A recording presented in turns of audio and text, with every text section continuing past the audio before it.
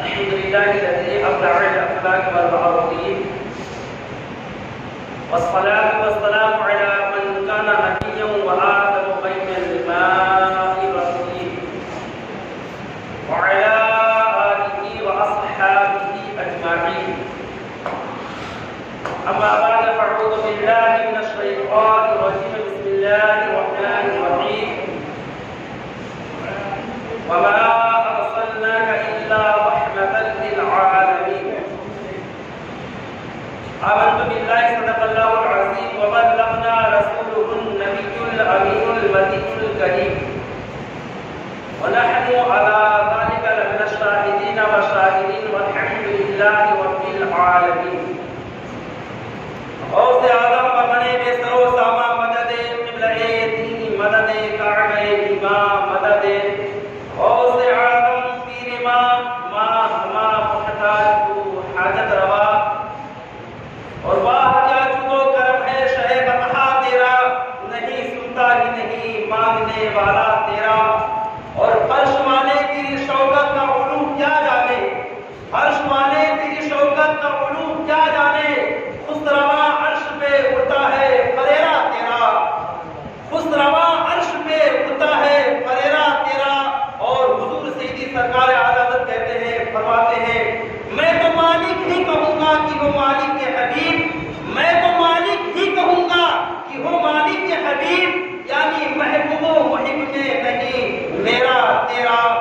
پیارے اسلامی بھائیوں آئیے ہمارا کچھ عرض کرنے سے قبل اپنے اور ساری کائنات کے مرکز عقیدت دونوں عالم کے مالک و مختار نائب پروردگار ہم غریبوں کے غمگسار سیاح لامکہ فخر موجودہ حضرت آمنہ بی بی کے آنکھوں کے تارے حضرت عبداللہ کے راج دلارے قبر کی کالی کوٹھری میں کام آنے والے آقا میدان محشر میں نوری چادر میں چھپانے والے داتا مکی سردار مدنی تاجدار جناب احمد مصطفیٰ محمد مصطفیٰ صلی اللہ علیہ وسلم کی بارگاہ بقسمتہ میں درود پاک کا ہدیہ پیش کریں. اللہم صلی علی سیدنا مولانا محمد بارک وسلم صلو علیہ صلاۃ دائما علیک یا رسول اللہ صلاۃ دائما علیک یا حبیب اللہ صلی اللہ علیہ وسلم.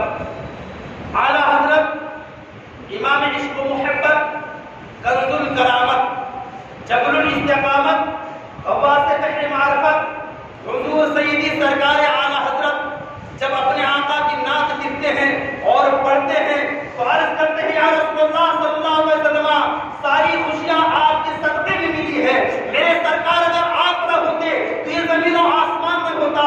میرے سرکار اگر آپ نہ ہوتے تو شادی بیاہ کا معاملہ نہ ہوتا. غربی کی کائنات کی کسی بھی ذرے کا وجود ہی نہیں ہوتا. اے میرے سرکار اے میرے آقا یہ جو کچھ بھی ہے سب آپ کا صدقہ ہے. حضور سیدی سرکار عالمت فرماتے ہیں زمین و زمان تمہارے لیے مکین و مکہ تمہارے لیے چنین و چنا تمہارے لیے بنے دو جہاں آقا تمہارے لیے یہ دونوں جہاں آقا یہ سب تمہارے لیے بنے. اور عرض کرتے ہیں یا رسول اللہ دہن میں زبان تمہارے لیے بدن میں ہے جان تمہارے لیے دہن میں زبان تمہارے لیے بدن میں ہے جان تمہارے لیے. ہم آئے یہاں آقا تمہارے لیے اٹھے بھی وہاں آقا تمہارے لیے. اور عرض کرتے ہیں یا رسول اللہ سب چمک والے اجروں میں چمکا کیے سب چمک والے اجروں میں چمکا کیے اندھے شیشوں میں چمکا ہمارا نبی. اور نثار تیری چہل پہل پر ہزاروں عیدیں ربیع الاول سوائے ابلیس کے جہاں میں سبھی تو خوشیاں منا رہے ہیں سوائے ابلیس کے جہاں میں سبھی تو خوشیاں منا رہے ہیں. اے میرے پیارے اسلامی بھائیوں رسول کونین تاجدار مدینہ صلی اللہ علیہ وسلم کی آمد سے پہلے اگر ہم اور آپ دنیا کے جائزہ لیں تو ہمیں اور آپ کو پتا چلے گا. اے میرے پیارے اسلامی بھائیوں میں آپ سے پوچھنا چاہتا ہوں کیا میرے آقا کے نہ آنے سے پہلے کیا ہمارے سروں پر اسی طریقے سے عمامہ اور ٹوپیاں تھی کیا ہمارے لباس اسی طریقے سے تھے کیا آپس میں محبت اسی طریقے سے تھا؟ نہیں پیارے اسلامی بھائیوں یہی ہندوستان ہے جس ہندوستان میں اگر کسی شوہر کا اگر کسی بیوی کے شوہر مر جاتا تو مرنے کے بعد اس عورت کو ہاتھوں میں ہتھکڑیاں اور پیروں میں گڑیاں ڈال کر کو پتی کی چتا کے ساتھ میں سٹی کر دیا کرتے تھے، جلا دیا کرتے تھے۔ یہی ہندوستان ہے جس ہندوستان میں سگی بہنوں سے شادیاں کی جا رہی تھی۔ اللہ اکبر! اے میرے پیارے اسلامی بھائیوں، عرب کی سرزمین پر تو یہ تھا کہ اگر کسی کے گھر میں بچی پیدا ہو جاتی تو پورا گھر ماتم کدا بن جاتا۔ اے میرے پیارے اسلامی بھائیوں، جانور بھی اپنے بچوں سے محبت کرتے ہیں، لیکن عرب کی سرزمین پر بچیوں کو زندہ زمین میں دفن کر دیا جاتا تھا۔ یہ سب میرے آقا کے پیدائش سے پہلے تھی۔ یہاں تک کہ پیارے اسلامی بھائیوں، تمام کی تمام بچیوں نے رب کی بارگاہ میں دعائیں مانگی تھی مولا، اور انہوں نے کہا تھا اے میرے پروردگار عالم، آخر ہمیں کب تک آگ کی چتا پر جلایا جائے گا؟ آخر ہمیں کب تک آگ کے شعلے میں ڈالا جائے گا؟ بچوں نے کہا تھا اے میرے پروردگار عالم، میرا باپ کب تک مجھے زمین میں زندہ دفن کرتا رہے گا؟ اے میرے مولا، کوئی ایسا نبی بھیج دے جو ہمیں بچا دے۔ اللہ اکبر! غریبوں کی آہیں نکلتی ہیں، بچیاں رب کی بارگاہ میں گڑگڑاتی، مولا کوئی ایسا نبی بھیج دے جو مجھ کو بچا لے، کوئی ایسا نبی بھیج دے جو ہمیں زندگی کا سلیقہ دے دے۔ اللہ اکبر! غریبوں کی آہیں نکلتی ہے، عورتوں کی پکار عورتوں کی آہیں نکلتی ہے، رب باب اجابت سے ٹکراتی ہے۔ ربیع النور کی 12 تاریخ کو حضرت آمنہ کی آنگن میں میرے سرکار جلوہ گر ہوتے ہیں۔ میرے سرکار کا آنا تھا، زمین جھوم جاتی ہے، آسمان مسکرانے لگتا ہے، اور غریب عورتیں جو آہیں بھر رہی تھی، بیوہ عورتیں جو آہیں بھر رہی تھی، بچیاں جو آہیں بھر رہی تھی، وہ سب کے سب مسکرا کر کے پڑھنے لگ جاتی ہیں۔ صبح طیبہ میں ہوئی، بڑھتا ہے بارہ نور کا، صدقہ لینے نور کا، آیا ہے تارا نور کا۔ صبح طیبہ میں ہوئی، بڑھتا ہے بارہ نور کا، صدقہ لینے نور کا، آیا ہے تارا نور کا، اور تیری نظر پاک میں ہے بچہ بچہ نور کا، تو ہے عین نور تیرا، سب گھرانہ نور کا۔ میرے پیارے اسلامی بھائیوں، میرے آقا جب تشریف لائے ربیع النور کی 12 تاریخ، عرب کی سرزمین پر حالات بہت ہی خستہ اور خراب ہو چکے تھے، کسی کی جان و مال کا کوئی تحفظ نہیں تھا، ظلم و ستم کی حد ہو چکی تھی، ہر برائی لوگوں میں عام ہو چکا تھا۔ تھوڑی تھوڑی سی باتوں میں کچھ مہینے ہو جاتی تو صدیوں تک یہ سلسلہ جاری رہتا۔ میرے آقا نے جب نگاہ رحمت اٹھائی، پیارے اسلامی بھائیوں، میرے آقا کی ایک صحابی ہے، یہ صحابہ رسول کی 2 بیویاں تھیں۔ وہ صحابہ رسول جب نہاتے تو ان کے جسم سے طرح طرح کی خوشبو آتی۔ دونوں بیویوں نے سوال کر لیا، اے میرے سرتاج، اے میرے شوہر نامدار، جب آپ نہاتے ہیں تو آپ کے جسم سے طرح طرح کی خوشبو آتی ہے، بات کیا ہے، وجہ کیا ہے، آپ کون سی خوشبو لگاتے ہیں؟ شوہر نامدار نے کہا، اے میری شریک حیات، میں کوئی خوشبو نہیں لگاتا، یہ راز کی بات ہے۔ اور انہوں نے عرض کیا، اے میرے سردار شوہر نامدار، آپ مجھے بتائیں تو صحیح، یہ راز کی بات کون سی ہے؟ آپ جب نہاتے ہیں آپ جسم سے طرح طرح کی خوشبو آتی ہے۔ شوہر نامدار نے کہا، صحابہ رسول عرض فرماتے ہیں، سنو میرے جسم میں خارش کی بیماری پیدا ہو چکی تھی، کھجلی کی بیماری پیدا ہو چکی تھی، میں تمام طبیبوں اور ڈاکٹروں کے پاس میں علاج کرا کر کے تھک چکا تھا، تمام طبیبوں نے مجھے لا علاج کر دیا تھا، تمام طبیبوں نے ڈاکٹروں نے مجھے منع کر دیا تھا، مجھے ذرا برابر کہیں پر کوئی فائدہ نہیں ہوتا، خارش کی بیماری کھجلی کی بیماری اتنی سخت ہو چکی تھی کہ لوگ مجھ سے گھن کرتے، لوگ مجھ سے باتیں نہیں کرتے، لوگ میرے پاس بیٹھتے نہیں، لوگ میرے پاس کلام نہیں کرتے، لوگ میرے پاس آتے جاتے نہیں، سب لوگ میرے سے دور بھاگتے، جب لوگ میرے سے دور بھاگتے، جب میں نے تمام جگہوں پر علاج کرایا، سب نے لا علاج کر دیا، تو میں آقا نامدار حضور تاجدار مدینہ صلی اللہ علیہ وسلم کی بارگاہ میں جا کر عرض کیا، یا رسول اللہ، تمام طبیبوں نے مجھے لا علاج کر دیا ہے، سب ڈاکٹروں نے مجھے منع کر دیا ہے، یا رسول اللہ اب یہاں سے ہم کہاں جائیں؟ آپ ہی مجھے شفا عطا فرمائے، اب آپ ہی کی بارگاہ سے مجھے شفا مل سکتی ہے۔ میرے پیارے اسلامی بھائیوں، یہی سے آپ ذہن بنا لیں، یہی سے آپ کو پتہ چلتا ہے، آج لوگ کہتے ہیں نبی سے مانگنا شرک ہے، اگر میرے نبی سے مانگنا شرک ہوتا، میرے نبی صحابہ رسول کو منع فرما دیتے، جاؤ کسی ڈاکٹر کے پاس میں تمہیں کیا دے سکتا ہوں، یہیں سے پتہ چلا نبی سے مانگنا شرک نہیں بلکہ عین قرآن اور حدیث کے مطابق ہے، یہی حضور سید اعلیٰ حضرت کا عقیدہ، یہی ہم سنی مسلمانوں کا عقیدہ ہے۔ نبی سے نہیں مانگیں گے تو کس سے مانگیں گے؟ جو پوری دنیا کی مالک و مختار ہے، جو پوری دنیا کے خزانے ان کے ہاتھ میں ہیں، ان سے نہیں مانگیں گے تو کس سے سے مانگیں گے. میرے آقا حضور تاجدار مدینہ صلی اللہ علیہ وسلم نے اس صحابہ رسول کو فرمایا آؤ میرے پاس میں آؤ. اس صحابہ رسول کا عقیدہ دیکھو. میرے نبی اگر مانگنا میرے نبی سے مانگنا شرک ہوتا حرام ہوتا میرے نبی منع فرما دیتے. یہیں سے پتہ چلا نبی کی بارگاہ سے مانگنا عین قرآن اور حدیث کے مطابق ہے. نبی سے مانگنا شرک نہیں. آج لوگ شرک کی رٹ لگاتے ہیں. شرک کہتے ہیں خدا کے ساتھ میں اللہ کے ساتھ میں کسی کو شریک ٹھہرانا. لیکن آج لوگ طرح طرح کے لوگوں کے عقیدے کو بہکاتے ہیں. وہ صحابہ رسول کے آس پاس نبی کے پاس میں آتے ہیں. جب وہ صحابہ رسول پاس میں آئے میرے آقا نے اپنی نورانی ہاتھوں کو اس صحابہ رسول کی جسم پر پھیرا. اس صحابہ رسول کہتے ہیں جیسے میرے آقا کے دستے نبوت کا میرے جسم پر پھیرنا تھا اسی وقت سے میری خارش کی بیماری ختم ہو جاتی ہے. کھجلی کی بیماری ختم ہو جاتی ہے. وہ بیماری جو تمام طبیبوں نے مجھے لاعلاج کر دیا تھا, ڈاکٹروں نے منع کر دیا تھا, وہ نبی کی بارگاہ سے مجھے شفا مل جاتی ہے. نبی مجھے شفا عطا فرما دیتے ہیں اور صرف دستے نبوت کو پھیرتے ہیں کہ مجھے شفا مل جاتا ہے. اور یہی نہیں بلکہ اسی دل سے میرے جسم میں طرح طرح کی خوشبو آتی ہے.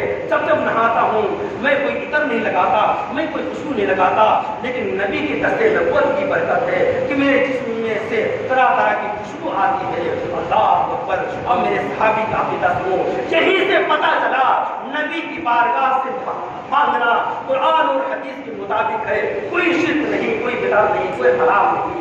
میرے پیارے اسلامی بھائیوں, جب میرے آقا نے نگاہ نبوت اٹھائی تو میرے آقا نے دیکھا اگر کسی پر سب سے زیادہ ظلم و ستم کے پہاڑ ہونے جا رہے ہیں تو عورتوں کی ذات ہے. عورتوں پر بہت زیادہ ظلم و ستم کیا جا رہا ہے. بچیوں کو زندہ زمین میں دفن کیا جا رہا ہے.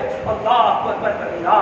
میرے آقا حضور تاجدار مدینہ صلی اللہ علیہ وسلم نے فرمایا اے میرے پیارے صحابہ, تمام صحابہ کرام کی انجمن سجی ہوئی ہے, تمام صحابہ کرام بیٹھے ہوئے ہیں. میرے آقا ارشاد فرماتے ہیں اے میرے پیارے صحابہ سنو بچیوں کا مرتبہ اور رتبہ کتنا بلند ہے. سنو میرے آقا کی زبان سے سنو. میرے آقا فرماتے ہیں اے میرے پیارے صحابہ, جس گھر میں 7 بچیاں پیدا ہوں اور بچیاں پیدا ہونے کے بعد میں اس کے ماں باپ اپنی بچیوں کی اچھی طریقے سے پرورش کر کے عزت و آبرو کی حفاظت کر کے ان کی شادی کرا دیں تو اللہ کے رسول فرماتے ہیں کل میدان محشر کے دن میں ان کے والدین کی شفاعت کرا کر کے جنت میں لے کر کے جاؤں گا.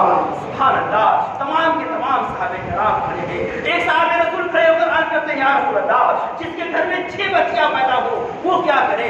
میرا آقا فرماتے ہیں ان 6 بچیوں کی عزت و آبرو کی حفاظت کر کے اچھے طریقے سے پرورش کر کے ان کی شادی بیاہ کرا دے. اس کے ماں باپ کو بھی جنت میں لے کر کے جاؤں گا, ان کی بھی شفاعت میں کراؤں گا. تب تک ایک اور صحابہ رسول کھڑے ہو کر عرض کرتے ہیں یا رسول اللہ صلی اللہ علیہ وسلم, اگر کسی کے گھر میں بچی پیدا ہی نہ ہو تو یا رسول اللہ وہ کیا کرے؟ لا ولد ہو تو صاحب اولاد ہی نہ ہو, یا رسول اللہ وہ کیا کرے؟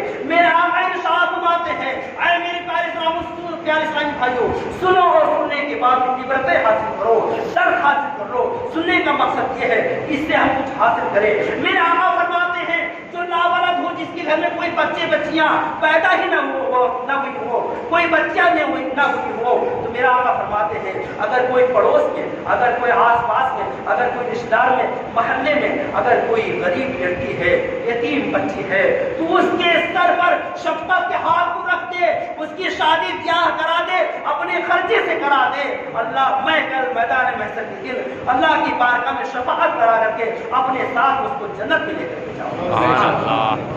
یہیں سے پتا چلا اے میرے پیارے اسلامی بھائیوں, جن لوگوں کو اللہ نے دولت سے نوازا ہے, اگر کوئی آس پاس میں غریب ہے, یتیم بچیاں ہیں, تو میرے پیارے اسلامی بھائیوں ان کے سر پر شفقت کے ہاتھ کو پھیر کر کے ان کی شادی بیاہ کرا دو. آج بہت سارے ہمارے اسلامی بھائی ہیں جن کے گھر میں بچیاں پیدا ہوتی ہیں, لوگ غمزدہ ہو جاتے ہیں. اب کیسے ہوگا؟ کھانے کے لالے پڑ رہے ہیں, کھانے کے کوڑے پڑ رہے ہیں, اب کیسے بچوں کی شادی بیاہ ہوئی ہے؟ میرے پیارے اسلامی بھائیوں, ایسے لوگوں کی مدد کر کے ان کی بچوں کی شادی کرا دو تو اللہ تعالیٰ تمہیں اس کا اجر دنیا میں بھی عطا فرمائے گا اور آخرت میں بھی عطا فرمائے گا. میرے پیارے اسلامی بھائیوں, جب میرے آقا نے یہ حدیث مبارکہ صحابہ کرام کے سامنے بیان فرمائی تو ایک صحابہ رسول کو دیکھا نظریں نیچے کی ہوئی ہے, نظریں کو جھکائے ہوئے, گردن کو جھکائے ہوئے, ساروں قطار رو رہے ہیں, آنکھوں سے آنسو جاری ہے, پوری داڑھی مبارک تر ہو چکی ہے. میرے آقا ارشاد فرماتے ہیں اے میرے پیارے صحابی میرے پاس میں آؤ. جب وہ صحابی رسول پاس آئے سسکیاں لے کر رونے لگے. میرے آقا فرماتے بتاؤ صحیح کیا ہوا.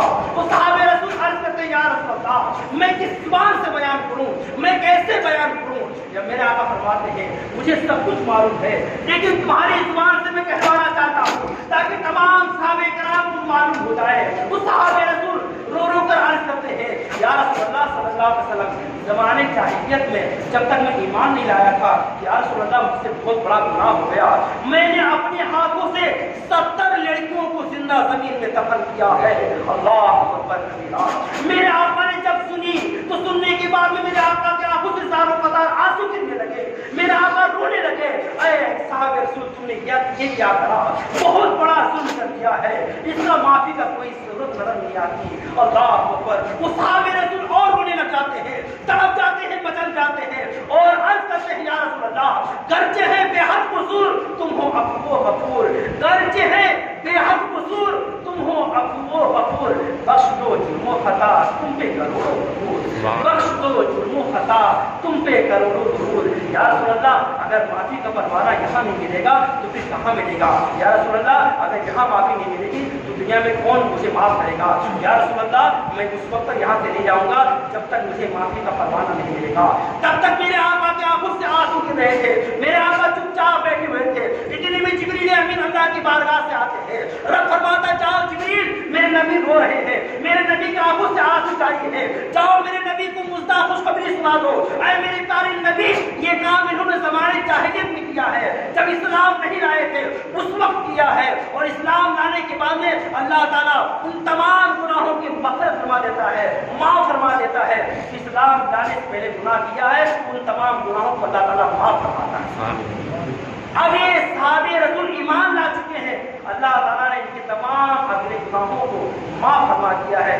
جو اسلام لانے سے پہلے انہوں نے کیا تھا وہ ساری خطاؤں کو اللہ نے معاف فرما دیا ہے. میرے پیارے اسلامی بھائیوں تو سنو, اس سے پتہ یہ چلا کہ بچیوں پر کتنا ظلم و ستم کیا جا رہا تھا جب تک میرے آقا تشریف نہیں لائے تھے, اور جب میرے آقا تشریف لاتے ہیں تو بچیوں کا کتنا بڑا رتبہ بیان فرماتے ہیں. اور تمام صحابہ رسول کے نگاہوں میں بچوں کی عزت بڑھ جاتی ہے, عورتوں کی عزت ہونے لگ جاتی ہے.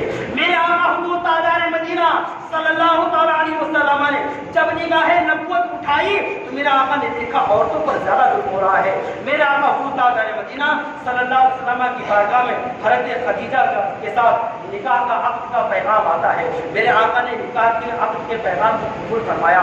میرے سرکار دولہا بن رہے ہیں. اے میرے پیارے اسلامی بھائیوں دونوں طرف سے تیاریاں ہو رہی ہیں. جب میرے سرکار حضور تاجدار مدینہ صلی اللہ علیہ وسلم کی تیاریاں مکمل ہوئی, حضرت خدیجہ کے گھر میرے آقا حضور تاجدار مدینہ صلی اللہ علیہ وسلم دولہا بن کر کے پہنچ رہے ہیں. میرے آقا ایک مرتبہ اس وقت دولہا بنے تھے جب میرے آقا معراج پر تشریف لے جا رہے تھے, اور دوسری مرتبہ اس وقت پہلی بار دولہا بن رہے ہیں جب میرے آقا کی پہلی مرتبہ شادی حضرت خدیجہ رضی اللہ تعالیٰ عنہا سے ہو رہی ہے. میرے آقا کی عمر 25 سال کی اور حضرت خدیجہ کی عمر 40 سال کی ہے.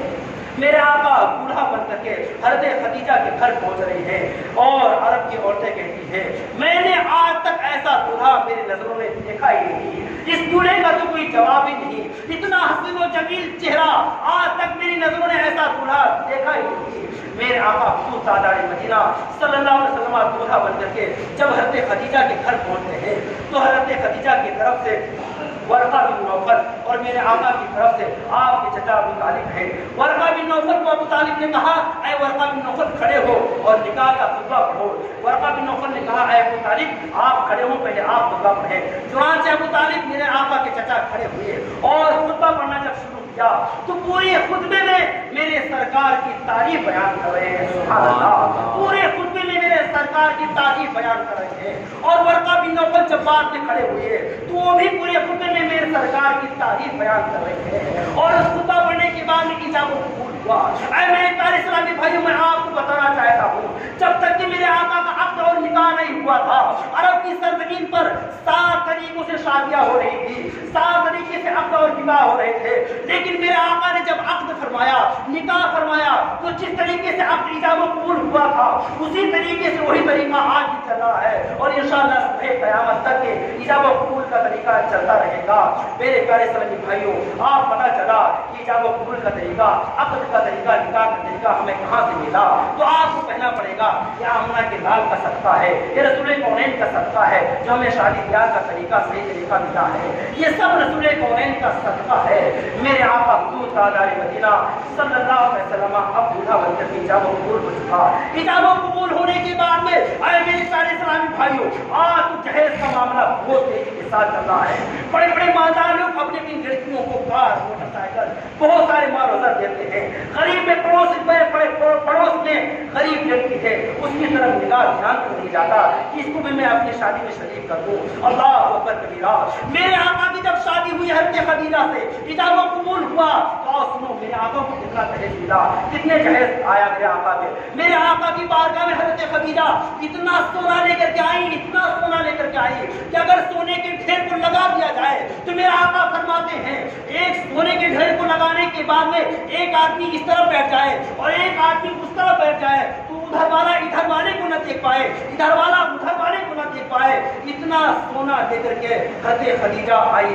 میرے آقا نے فرمایا خدیجہ یہ سونا کس لیے ہے، یہ کیوں لائی ہو تم؟ حضرت خدیجہ حضرت یا رسول اللہ، اے میرے شوہر نامدار، اس سونے کے مالک آپ ہیں، آپ جو چاہے کریں۔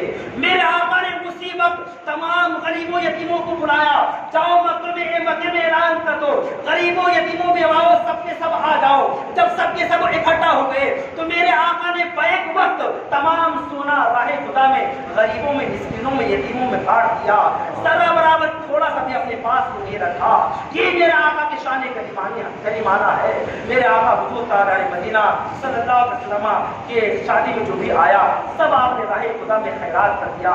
لیکن پیارے اسلامی بھائیوں، آج تو آگے سے ڈیمانڈ ہوتا ہے، آگے سے مانگ ہوتی ہے میں آپ کی کسی شادی کروں گا، لیکن مجھ کو کار چاہیے، مجھ کو زمین چاہیے، مجھ کو گھر چاہیے۔ اللہ اکبر کبیرہ۔ کیا تیرے ہاتھ پیر شر ہو چکے ہیں؟ کیا تیرے پاس میں طاقت نہیں، قوت نہیں؟ اور بد ہو کر کے انسان کو کس طریقے سے باتیں کر رہا ہے، اللہ تیرے نصیب کر دے گا، لیکن مانگ کر کے بھیکاری بن کر کے ایک کو اپنی لڑکی کو دے رہا ہے اور وہ آگے سے بھیکاری بن رہا ہے۔ اللہ اکبر کبیرہ۔ یہی جامع مسجد کی سرزمین ہے، جامع مسجد کی سیڑھیوں پر بہت سارے بھکاری بیٹھ کر کے بھیک مانگا کرتے تھے۔ تاریخ کی کتابوں میں یہ واقعہ مذکور ہے، جامع مسجد کی سیڑھیوں پر بیٹھ کر کے بہت سارے بھکاری بھیک مانگا کرتے تھے۔ ایک بھکاری ایسا تھا جو روزانہ بھیک مانگتا، روپے، ڈالر، پیسے، تمام طرح کے لوگ باہر سے آتے، سب اسے ملتا، صبح سے شام تک کے بہت سارے پیسے مل جاتے۔ آخر ایک شخص نے اسے دیکھا کہ چند دنوں کے بعد میں وہ بازاروں میں، کوچوں میں، گلیوں میں گھوم رہا ہے، وہ جگہ کو چھوڑ دیا ہے۔ پوچھا بابا آپ تو جامع مسجد کی سیڑھیوں پر بیٹھ کر بھیک مانگا کرتے تھے، آپ کو وہاں پر روپیہ، پیسے، ڈالر، دینار، درہم سب کچھ ملا کرتا تھا، آپ تو گلی کوچوں میں گھومتے نہیں تھے، صرف وہیں سے آپ کو بہت سارا مل جایا کرتا تھا، دنیا کے تمام لوگ آتے اور آپ کو بہت سارا مدد کر کے جاتے، آپ نے وہ جگہ کیوں چھوڑ دی؟ کہا کیا کروں، میری ایک جوان لڑکی تھی اور وہ جوان کی لڑکی کی شادی مجھے کرنی تھی، بہت پریشان تھا کافی دنوں سے، جو رشتہ آتا آگے سے مانگتے کیا جہیز میں دو گے، میں کہتا میں غریب انسان ہوں، میں کیا دوں؟ آخر کار تمام کے تمام رشتے ٹھکرا گئے، سب کے سب رشتے ختم ہوتے جاتے۔ شادی کا تو جو بھی لے کے پیغام آتا وہ صرف یہ دے کر کے چھوڑ دیتا کہ غریب لڑکی کیا ملے گا۔ میں پریشان ہو چکا تھا، لڑکی جوان ہو چکی تھی، کافی عمر ہو چکی تھی۔ آخر ایک ایسا جوان آیا جو اس نے کہا میں تمہاری لڑکی سے شادی کروں گا، لیکن اس شرط پر جو تمہاری بھیک مانگنے کی جگہ ہے وہ مجھے دے دو اور تم گلی کوچوں میں جا کر کے مانگ لینا، میں تمہاری لڑکی سے شادی کروں گا۔ اللہ اکبر کبیرہ۔ میرے پیارے اسلامی بھائیوں، کتنا دردناک واقعہ ہے کہ بھکاری بن کر کے کوئی انسان جاتا ہے، اس کی لڑکی بھی لاتا ہے اور ساتھ ہی ساتھ اسے جہیز کا ڈیمانڈ بھی کرتا ہے، مال و زر بھی مانگتا ہے۔ اے میرے پیارے اسلامی بھائیوں، ہمارے اسلام میں کہیں پر جہیز کا معاملہ نہیں ہے۔ ہاں امداد کا غریب بچہ ہے اس کی آپ جو چاہے مدد کر سکتے ہیں، لیکن اس طریقے سے دوسروں کو تکلیف ہوتی ہے، پڑوس میں جو ہوتے ہیں، اب دکھاوے نمائش کے طور پر جو آپ کو دینا ہے، آپ چھپے کے اپنی لڑکی کو دے رہے ہو، چھپے سے بھی دے سکتے ہو، لیکن نہیں، جہیز کو سجائیں گے، دکھائیں گے، اور تم بھی دیکھ لو کہ میں نے اتنا سارا سامان رکھا ہے اپنی لڑکی کو دیکھنے کے لیے۔ اگر تم نے دکھاوے کے لیے کوئی بھی کام کیا ہے، قسم خدا کی کل میدان محشر کے دن اگر نماز ہو، روزہ ہو، حج ہو، زکات ہو، سارے کے سارے تمہارے मुंह पे मार दी जाएगी। अगर तुमने अल्लाह उसके रसूल को राजी करने के लिए किया है तो छुपके से करो, जो एक हाथ से दो दूसरे हाथ को खबर ना हो। लेकिन आपको पहले पता करके हमने फलों को इतना दिया था तभी अच्छी तरीके से जिंदगी गुजार रहा है। नहीं नहीं प्यारे इस्लामी भाइयों, अल्लाह सब कुछ देख रहा है। तुम किसी की मदद करो तो छुपा करके करो, जाहिर मत करो, बयान मत करो। लेकिन प्यारे इस्लामी भाइयों, दे भी रहे हो, अपनी लड़की को दे रहे हो और वो भी सबको बता करके, नुमाइश करके, लिस्ट बना करके, ताकि हमारे पास भी लिस्ट रहे, हमने इतना सामान दिया था, सबको बताऊंगा। ऐ मेरे प्यारे इस्लामी भाइयों, हमारा इस्लाम ऐसा दर्द नहीं देता। हमारा इस्लाम खुद पाक और साफ मजहब है। हमारा इस्लाम तमाम गरीबों, यतीमों, मिस्कीनों को, किसी की दिल को ठेस न पहुंचे। अगर कोई गरीब बच्ची है, गरीब आदमी है, भूखा प्यासा है, अपने पड़ोस में है, पड़ोसी का भी हक है तुम्हारे ऊपर। कल मैदान में हशर के दिन सवाल होगा, तुमने अच्छा खाया, अच्छा पहना, लेकिन पड़ोसी की खबरगिरी नहीं बल्कि हदीस मुबारका में है, अगर तुम सालन सब्जी गोश्त बना रहे हो तो इतना शोरबा उसके अंदर कर दो कि पड़ोस में भी पहुंचा दो, वरना उस तक खुशबू न पहुंचने पाए। बेचारा जो सालों में 6 महीने में गोश्त ला करके नहीं खा सकता, तुम रोजाना खा रहे हो, लेकिन तुम्हें इतनी तौफीक नहीं होती कि इस गरीब बेचारे के यहाँ भी थोड़ा सा पहुंचा दे। अगर तुमने इसको पहुंचा दिया जो 6 महीने से 3 महीने के हो गए, गोश्त नहीं खाया, अगर वो खाएगा तो प्यारे इस्लामी भाइयों, दिल से दुआएं, जुबान से नहीं बल्कि दिल से दुआएं। अगर कोई इंसान फटे पुराने कपड़ों में जिंदगी बसर कर रहा है, तुमने वो कपड़ा जो अपने लिए पसंद किया था वही कपड़ा ले जा करके उसको दे दिया, तो कसम खुदा की उसका दिल खुश हो जाएगा। और खुश होने के बाद में उस जुबान से नहीं बल्कि दिल से दुआएं निकलेगी, और निकलने के बाद में मौला ताला तुम्हें हजारों करोड़ों गुना उससे ज्यादा गैर से मदद फरमा देगा। लिहाजा आए मेरे प्यारे इस्लामी भाइयों, मैंने जिस आयत मुबारका की तिलावत की है, वमा अरसलनाका इल्ला रहमतन लिल आलमीन, ऐ नबी हमने आपको सारी दुनिया के लिए रहमत बना करके भेजा है। मेरे नबी पूरी दुनिया के लिए रहमत बन करके आए हैं। ऐ मेरे प्यारे इस्लामी भाइयों, नबी की पैदाइश, नबी की मिलाद मनाना सुन्नत सहाबा, सुन्नत औलिया इज़ाम है। लिहाजा हम कल भी मना रहे थे, आज भी मना रहे हैं और सुबह क़यामत तक इंशाअल्लाह मनाते रहेंगे। शिर्क व बिदअत कहने वाले और मिट गए मिटते ही मिट जाएंगे आधा तेरे, न मिटा है न मिटेगा कभी चर्चा की रात। मेरे प्यारे इस्लामी भाइयों, शिर्क व बिदअत के रट लगाने वाले तरह तरह की अपने बच्चों को चूम लेते हैं तो उसको शिर्क नहीं होता। हम नबी का नाम सुन करके अंगूठा चूम ले तो कहते ये कौन सा सुन्नी लोग करें, अंगूठे चूम करके आंखों पर रख रहे हैं, ये कहाँ से साबित है? कुरान और हदीस से साबित है। ऐ मेरे प्यारे इस्लामी भाइयों, वक्त खत्म हो चुका है, लिहाजा मैं सिर्फ आपके सामने ये कहना चाहता हूँ, कुरान की तालीम, हदीस की तालीम को सीखो और सीखने के बाद अपने बच्चों को सिखाओ, उस पर अमल करो, क्योंकि आज हमारे अपने ईमान की, अकायद की हिफाजत करना हम पर लाजिम और जरूरी है। और ये कब होगा? जब हमारे पास इल्म होगा, वरना थोड़े बहुत 2-4 हदीसें याद करके कोई भी आएगा हमारे ईमान पर डाका डाल देगा और हमें मालूम भी नहीं पड़ेगा। हम कहेंगे कुरान और हदीस की बातें बता रहे हैं, लेकिन प्यारे इस्लामी भाइयों, कुरान और हदीस सबके समझने की बात नहीं। 2-4 बुखारी मुस्लिम की हदीसें पढ़ करके कोई बयान करने का उसको हक नहीं कि जाकर के आम लोगों के सामने बयान करे। लेकिन प्यारे इस्लामी भाइयों, आज फेसबुक, व्हाट्सएप के जरिए से और नेट के जरिए से सुन करके लोगों को जाकर के बताते हैं ये हराम है, ये शिर्क है, ये बिदअत है, ऐसा मत करो, ऐसा मत करो। बहरहाल मौला ताला की बारगाह में दुआ है, अल्लाह ताला हमारे और आपकी तमाम सुन्नी मुसलमानों की ईमान और अकायद की हिफाजत फरमाए। हम तमाम मुसलमानों को नबी की सुन्नत पर जिंदगी गुजारने के तौफीक अता फरमाए। कहने और सुनने में कोई गलती हुई हो, मौला ताला अपने हबीब के सदक़े में माफ़ फरमाए। अस्तग़फिरुल्लाह रब्बी मिन कुल्लि ज़ंबिन व अतूबु इलैह। ला इलाहा इल्लल्लाह मुहम्मदुर रसूलुल्लाह सल्लल्लाहु तआला अलैहि वसल्लम। खड़े होकर के आप हज़रात